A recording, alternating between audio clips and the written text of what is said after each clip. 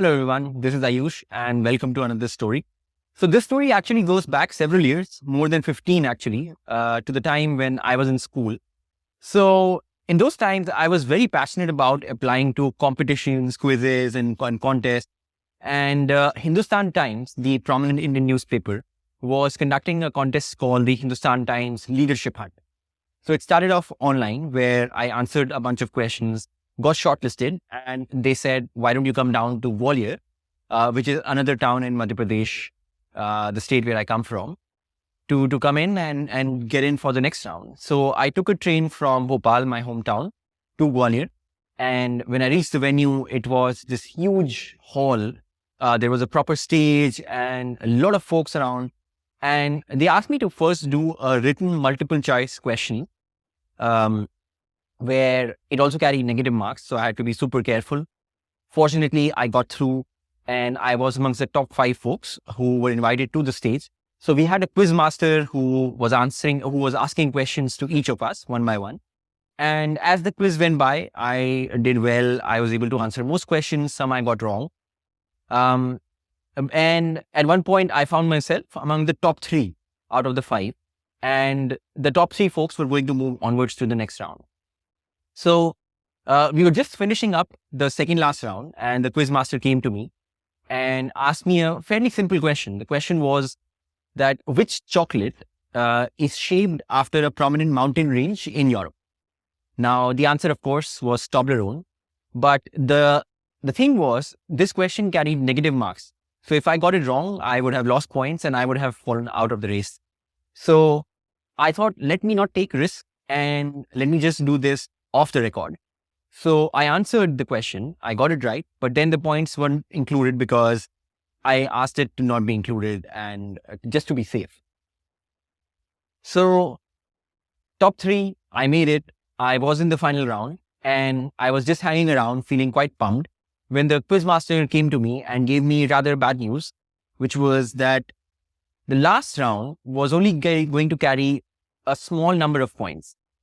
And they were actually going to count in all the points from the previous rounds to make a cumulative final score. So I did some quick maths and I realized that actually, even if I scored a perfect score in the final round, I wouldn't be able to be the first person, or I wouldn't be able to get to the first position. So unfortunately, I had to move on and continue with the contest. It was an extempore round. They gave me a topic and I had to speak on it. I did quite well. I actually scored the most amongst the 3. And yet I lost because the cumulative score was not that much. Time went by. Next year, I started my engineering. I went to college. And one fine day, as I was in between classes, I saw a poster walking past the classroom, which announced that the Hindustan Times was actually conducting the contest again. And I got very excited, but I saw that the deadline was that day itself. And I had just no time. I had no time between all my classes. And I said, you know what? I'm still going to attempt. So I went in and I sat down for 5 minutes and I selected B, B, B, B, B, all B's in all the 4 A, B, C, D options for every single question. And I thought to myself, if my luck has it or if my destiny has it, I will actually get through. Now, of course, it doesn't happen like that and I couldn't go through. So, I moved on. Now, 5 years later, I actually applied for a different contest. British Council was conducting a India-UK Youth Summit. I got through it and I was invited amongst 5 other Indians to actually fly to Edinburgh in Scotland and be a part of the conference. So I really enjoyed the conference. It was 3 days there. Met a lot of interesting folks. And then I had some time to myself. So I decided to explore a bit of UK as well. I went down to London and one of the days I found myself at the Victoria station. I wanted to do a countryside trip. I wanted to go out of the city and explore. And I was thinking to myself, which place should I go to? So there was a kind of a cupboard there at the bus station. And inside it, there were several pamphlets for all the destinations you could get a bus to. And one of them attracted my eye because it said Harry Potter was shot here. And I got super excited because I was a Harry Potter fan, and it was basically for Oxford. So I decided to take a bus out there to Oxford, and I had an amazing time.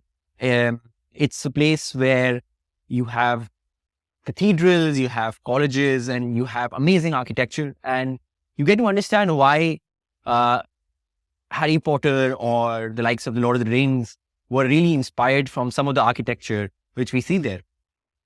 Anyway, um, at this point, you may be wondering that why am I telling you all of this? The first part of the story was something completely different about that whole Hindustan Times contest where I applied, I failed in the last round, I applied again, all the B's didn't happen. And then the second part of the story, which seems to be completely different, about me going to the UK and eventually making my way to Oxford. Well, the reason is because these two stories are actually linked by a common thread. And that is that the first prize out of that contest, the Hindustan Times contest, was so coveted by me. I really, really wanted it because it was a trip to Oxford. That was the first prize. Whoever won the competition, the contest, he or she would have gotten a chance to go to Oxford. And somehow, 5 years down the line, without having any connection, without having any link, I eventually found myself in Oxford. So, it's funny how life works out, that often you think that when you really, really want something and it doesn't work out, it's gone, and you're not going to get it anymore. But actually, it's just hiding somewhere, and it's just waiting for the right time to appear again. So that was today's story. I hope you enjoyed it, and I'll see you next time.